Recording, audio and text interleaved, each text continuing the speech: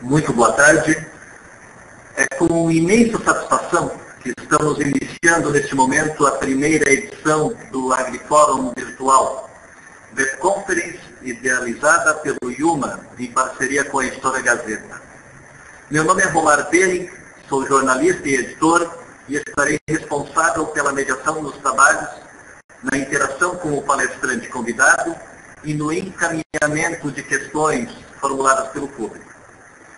Hospedado em plataforma online e com a possibilidade de ser acompanhado por todas as pessoas interessadas, previamente cadastradas, o AgriFórum surge com o propósito de, uma vez por mês, convidar a personalidade vinculada ao agronegócio brasileiro para que aborde temáticas de amplo interesse e da atualidade.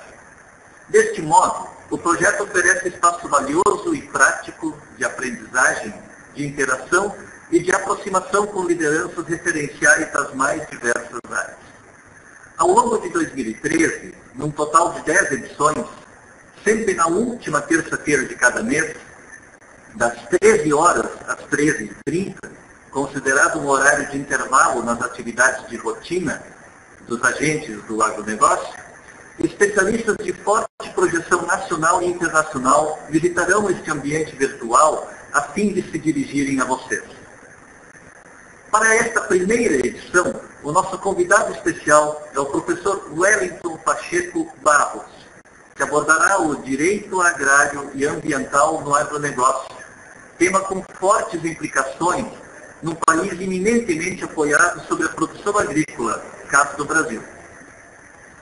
Conferencista e autor de diversas obras dedicadas ao tema do direito agrário e ambiental e do direito em geral, Wellington é ainda membro da Associação Brasileira de Direito Agrário, ABDA, e da Academia Brasileira de Letras Agrárias, ABLA, desembargador, advogado, comendador do mérito universitário da UFSM e professor do IUMA. A dinâmica do AgriFórum Virtual funcionará da seguinte maneira. Após as palavras de apresentação, o nosso convidado terá à disposição 15 minutos para a sua palestra, com a abordagem dele. Na sequência, em torno de 10 minutos serão reservados a perguntas e questões formuladas pelo público, selecionadas no ambiente de bate-papo e pelas ferramentas de interação do site. Por fim, eu, na condição de mediador, retornarei para fazer o fechamento da edição. Isso dito, passamos de imediato às palavras do nosso ilustre convidado. Professor Wellington, boa tarde. Seja bem-vindo ao AgriFórum Virtual. Boa tarde a todos. Quero dizer que é satisfação imensa estar aqui nesse momento ingressando em um AgriFórum virtual. Portanto, eu estou debutando, como muitos dos senhores, porque eu já fiz cursos de direito ambiental e municipal em novelas, mas na webconference ainda. Portanto, qualquer equívoco, todos vocês me perdoem. Mas vamos ao que interessa. Antes, você trabalhava a sua propriedade da forma que você queria. Você era livre, não havia nenhuma gerência. A terra era sua, você plantava o que queria e da forma que bem entendia. No entanto, o Brasil resolveu, através de situações de ordem política, mudar essa estrutura do trato da terra. Isso aconteceu exatamente em 1964. Ou seja, todos sabemos o que aconteceu em 64. Portanto, em 64 ingressou no mundo jurídico brasileiro uma nova perspectiva sobre o tratamento da terra, portanto, uma nova visão do agronegócio. Então, introduziu-se uma preocupação em alguns países já era recorrente, mas no Brasil ainda não. Era a questão da função social da propriedade. Função social da propriedade. O que se tinha era a função privada da propriedade. Portanto, o agronegócio, o homem empreendedor rural, passou a ter agora uma obrigação. Ele não deveria mais tratar a terra como ele bem aprouver. Não, ele tinha que tratar através de comandos imperativos, comandos estes estabelecidos pelo Estado. E isso veio através do Estatuto da Terra, de 1964. Passou-se o tempo e o direito é um fator de comatação e de satisfação social. Surgiu, além da função social da propriedade, surgiu a função ambiental da propriedade. E isso veio com a vigência da Constituição de 1988. Portanto, a atividade, o agronegócio deixou aquela perspectiva de liberdade e passou agora a ter obrigações fortes. Primeiro, iria se obedecer àquilo que o legislador chamou de satisfação social da propriedade. Portanto, você seria um bom proprietário se e quando satisfizesse os primários estabelecidos pelo legislador para o tratar a terra. Ou seja, você não poderia não trabalhar, você tinha que produzir a terra. Portanto, o elemento produtividade passou a ser não mais uma faculdade, passou a ser uma obrigação.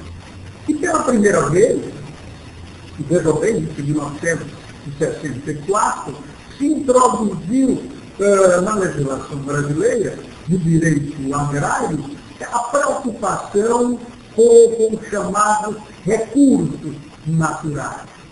Então, o segundo fator de cumprimento da função social da propriedade estava em que, além de produzir, o proprietário deveria não maltratar os recursos naturais. E se vocês observarem, esses recursos naturais, a água, o solo, o ar, a flora e a fauna, adquiriram uma conotação bem diferenciada em 1988, agora com um nome bem diferente, meio ambiente. Portanto, a implicação entre o direito agrário e o direito ambiental é enorme. Por quê? Porque hoje o empreendedor rural, se quiser cumprir os cânones, os primários, os princípios dessa legislação e não sofrer sanções ambientais e não ver os seus contratos anulados, deverá se pautar, não mais livremente como era antes de 64, mas sim através daquilo que no direito nós chamamos de dirigismo contratual. Portanto, ao se fazer um contrato de arrendamento, ao se fazer um contrato de parceria, o titular da terra, portanto, o empreendedor rural não é livre. Ele está obrigado a se pautar por aquilo que o Estatuto da Terra e seus regulamentos preconiza. E mais modernamente, por aquilo que o direito ambiental estabelece. Ponto de grande envergadura que se discutiu, que tem reflexo imediato, é o novel Código Florestal. Ou seja, mas esse Código Florestal, que agora ganhou a mídia com tamanha intensidade, em verdade, ele surgiu em 1965. Desde lá, a preocupação do Brasil com as suas florestas já existia. O que se discute agora, de forma bem midiática, é se essa desobediência que ocorreu durante todos esses anos, se teria ou mereceria sanções retroativas. Porque o novel Código Florestal já existe desde maio e já está em cumprimento. E esse cumprimento exige do empreendedor rural um cuidado enorme. Por quê? O desrespeito numa relação agrária ou o desrespeito às exigências ambientais nos transformam em mau produtor, ou seja, um causador de um dano ambiental que não só lhe prejudica a sua atividade, mas como causará danos ambientais enormes.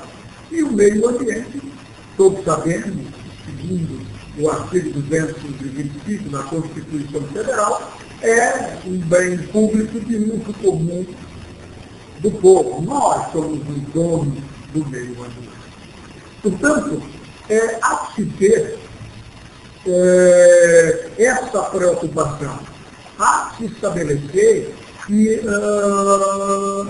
um empreendedor rural, antes de se aventurar em plantar, antes de se aventurar em desmatar, tem que ter presente que existem regras proibitivas, regras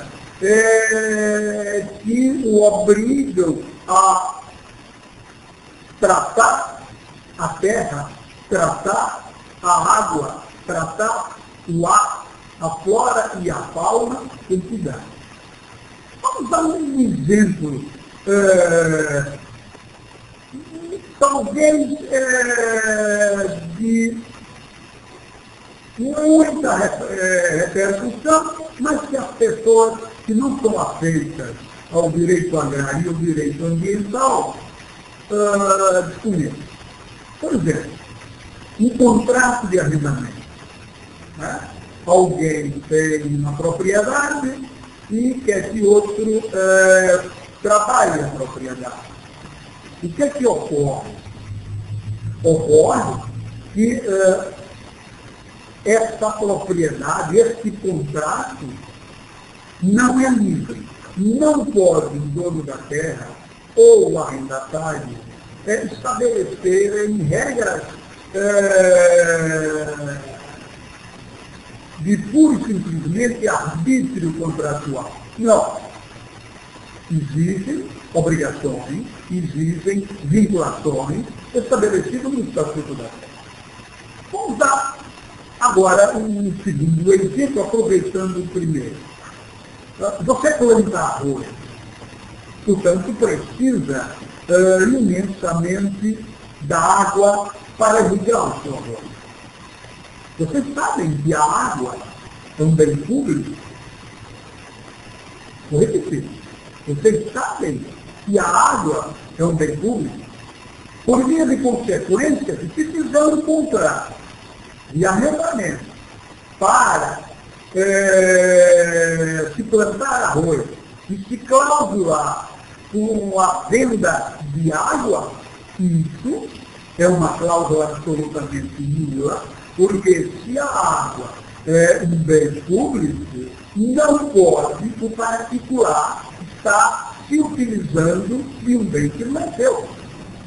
Mas muitas vezes é o que ocorre. Se faz, e eu já tive a oportunidade de, em várias ocasiões, analisar contrato e dizer, olha, a cláusula é absolutamente nula. Você está tentando receber X sacos de arroz ou X reais por um bem que não é seu. Você não pode estar vendendo ou estar recebendo por água, se a água não é sua. A água do seu açude não é sua. A água do seu açude é do estado do Rio Grande do Sul ou de qualquer outro estado. Por quê? Porque essa água é um bem público. Você, para usar essa água no plantio do arroz, você terá de pedir outorga ao próprio estado. E o estado irá dizer como e de que forma você poderá usar essa água. Portanto, veja bem a vinculação que existe entre o direito agrário, o direito ambiental e a importância desses dois direitos para um bom empreendimento. Portanto, não se saia por aí se plantando, se estabelecendo contratos, sem que isso tenha uma revisão por alguém que conhece que esse contrato poderá ou não poderá vir a sofrer nulidade mais adiante. E nulidade absoluta. Significa isso? Significa que se faz um contrato de arrendamento, ou se faz um contrato de parceria, e nele se insere cláusulas que firam o direito agrário, cláusulas que violem as questões ambientais, estas cláusulas produzem nulidade absoluta. Significa isso? Nulidade cujo efeito é aquilo que no direito nós chamamos de ex tunc. Portanto, é nula desde o problema. Portanto, senhores, cuidado com o que vocês estabelecerem. Consultem quem é da área, estabeleçam parâmetros, porque existem condições que, apesar de uma legislação rígida, uma legislação que já poderia ter sido modificada e não foi, mas apesar de tudo isso, é possível se contratar, mesmo com esta legislação interventiva e dura. Portanto, aguardarei as perguntas que os senhores formularem dentro do tempo.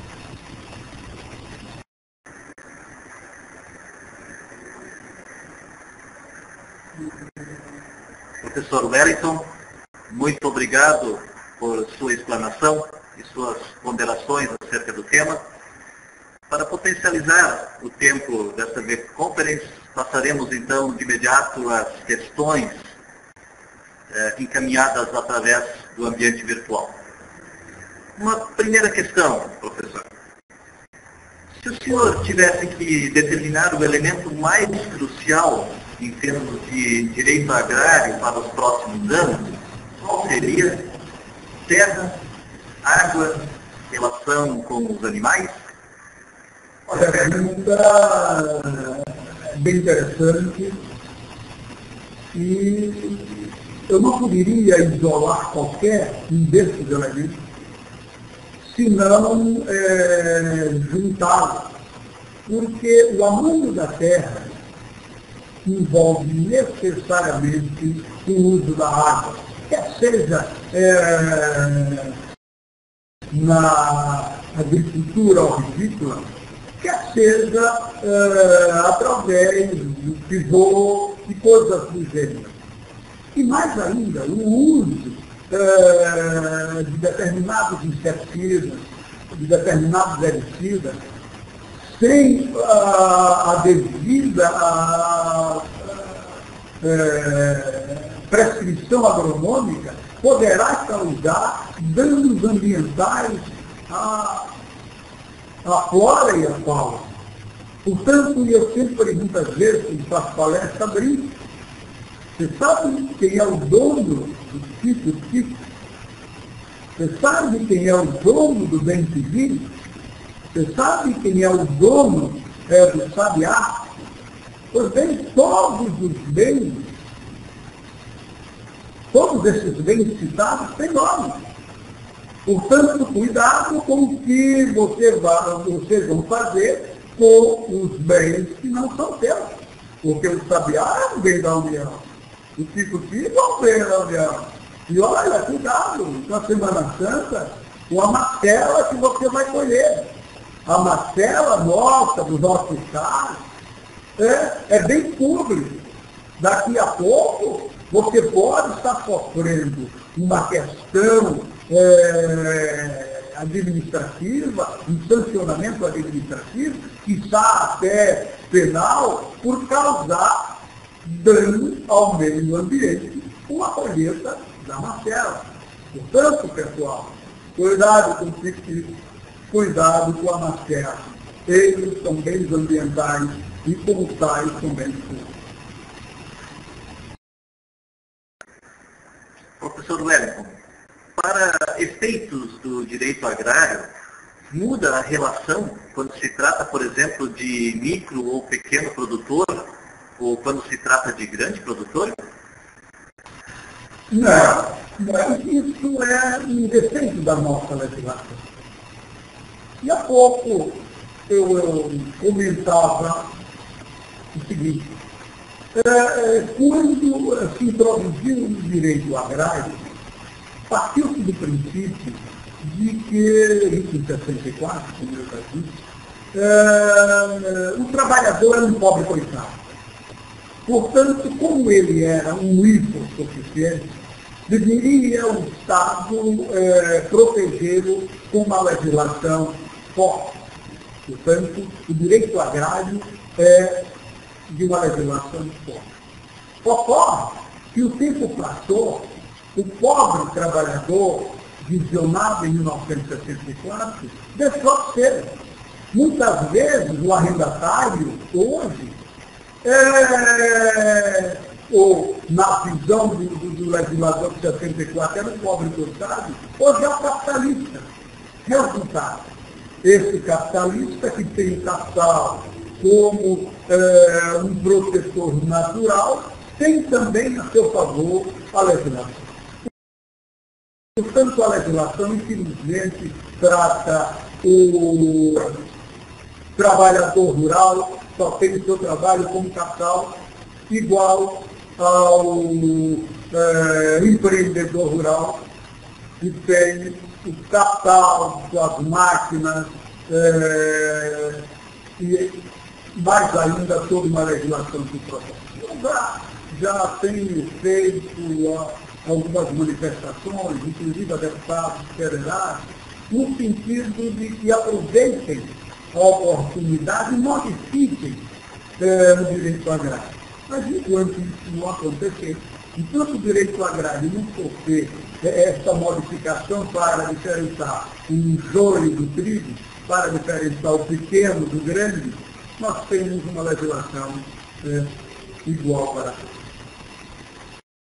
Para efeitos de potencialização do nosso tempo, professor, nós abriremos espaço para mais uma pergunta.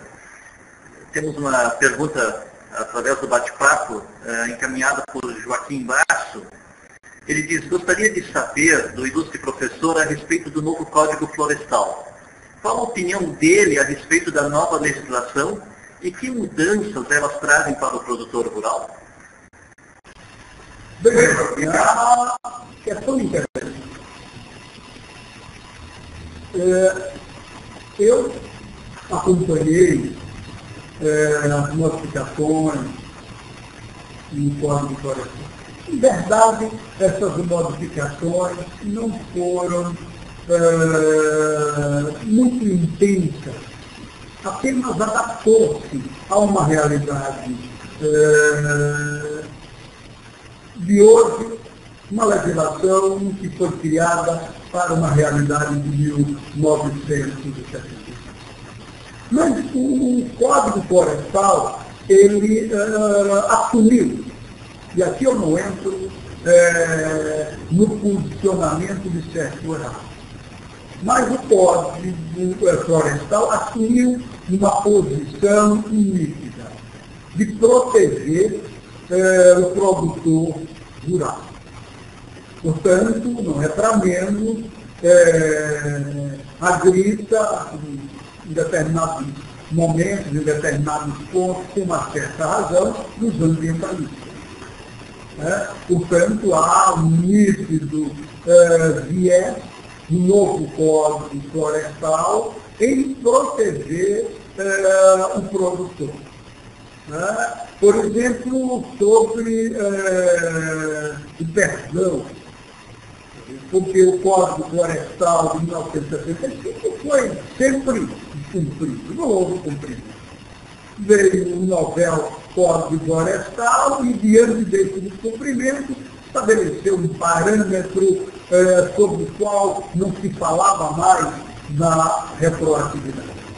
Portanto, isso, quer queiramos quer não, significa um viés de proteção àquilo que não foi cumprido, inclusive pelo próprio governo. Porque eu tenho dito com todas as letras, se é para se punir, não é só para punir o produtor primário que desmatou onde não devia e plantou em APP. Porque os governos estavam aí. O que é que fizeram? Por que não fiscalizaram? Ora, se é para punir, vamos punir todos. Quem foi o autor direto, mas quem teria o dever de fazer e não fez. Porque ele é tão responsável quanto ao autor direto. Portanto, Joaquim, eu tenho essa preocupação, aguardo ainda o que se vai desenrolar com as ações diretas de inconstitucionalidade que já tramitam no Supremo Tribunal Federal para verificar. Então vamos acompanhar e verificarmos realmente o que o nosso Supremo Tribunal Federal irá dizer sobre esses temas controversos.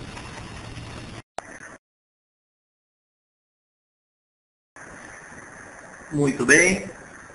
Após esta instrutiva explanação realizada pelo professor Wellington, e depois do espaço dedicado a responder questões dos internautas, cabe-nos fazer os encaminhamentos finais desta primeira edição do AgriFórum Virtual. Como anteriormente mencionado, este projeto é uma iniciativa do IUMA, em parceria com a editora Gazeta, e visa convidar especialistas e autoridades das mais variadas áreas do agronegócio para que, em forma de palestra ou intervenção, possam oferecer seus conhecimentos a todos vocês. Hoje tivemos a satisfação de contar com a presença de uma autoridade em direito agrário e ambiental. Como podemos ver, uma reflexão em torno desse assunto está relacionada não apenas com a atuação dos produtores e dos empresários no meio rural, em busca da sustentabilidade de seus empreendimentos, dos mais variados portes e das mais variadas atividades. Vincula-se, igualmente, ao grau de competitividade e de aceitação dos produtos, alimentos e matérias-primas em todos os mercados, diante de consumidores cada vez mais preocupados com a responsabilização social e ambiental dos estabelecimentos produtivos industriais. Quem desejar informar-se mais profundamente sobre a temática e sobre o trabalho do professor Wellington, vários livros de sua autoria voltam-se a esse aspecto, diretamente implicados com a conversa que hoje mantivemos, e podem ser localizados em bibliotecas e livrarias. Por outro lado, as perguntas enviadas no ambiente de bate-papo que não puderam ser formuladas durante esta edição serão gentilmente respondidas pelo professor Wellington e direcionadas aos interessados. Ao mesmo tempo, ao seu e-mail de contato em nossa página principal, para o qual podem ser encaminhados questionamentos e perguntas. Desde já, gostaria de convidá-los a que marquem na agenda. A próxima edição do AgriFórum Virtual está programada para o dia 26 de março, a última terça-feira do mês, novamente das 13 horas às 13h30. O nosso convidado especial na segunda edição será Paulo Hermann, e ele falará sobre modernização e logística no agronegócio brasileiro. Será uma alegria contar, uma vez mais, com a sua presença neste ambiente virtual. Por favor, sintam-se à vontade para convidar amigos e pessoas de suas relações a que igualmente aproveitem essa oportunidade a fim de interagir com a autoridade ou liderança do universo do agronegócio. Basta que sigam os mesmos passos para efetuar o cadastro no site. A programação completa e a relação dos convidados para os 10 encontros a serem realizados em 2013, os encontros restantes, portanto, estará disponível já no início de março. Cumpre lembrar que o conteúdo integral das edições do AgriForum virtual permanecerá hospedado na plataforma do Blackboard Collaborate e nos ambientes virtuais do IUMA e da Editora Gazeta, assim como dos futuros parceiros de realização. Esse conteúdo poderá ser compartilhado e replicado livremente. Concluímos aqui a primeira edição do AgriForum virtual. Professor Wellington, muito obrigado por ter aceitado o nosso convite. A todos os internautas que acompanharam a atividade, também o nosso muito obrigado, um grande abraço e até a próxima.